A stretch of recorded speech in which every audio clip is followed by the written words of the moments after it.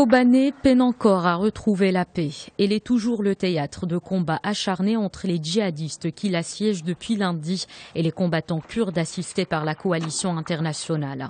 Selon l'armée américaine, les États-Unis et leurs alliés ont intensifié hier leurs frappes près de Ain al-Arab, située à la frontière avec la Turquie. Les forces kurdes tentent de garder le contrôle de la ville. Nous sommes déterminés à couper la communication entre les extrémistes irakiens et syriens.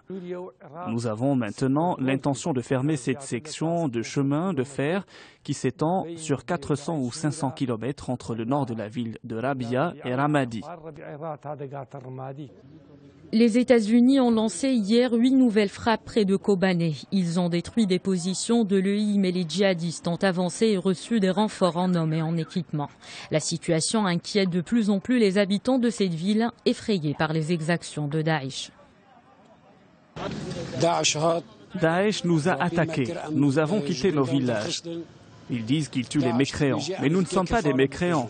S'ils sont des musulmans, pourquoi nous combattent-ils ? Ils ne sont pas des musulmans. Ils ont décapité nos femmes, ils ont pris notre argent, nos animaux, tout ce qu'on possède.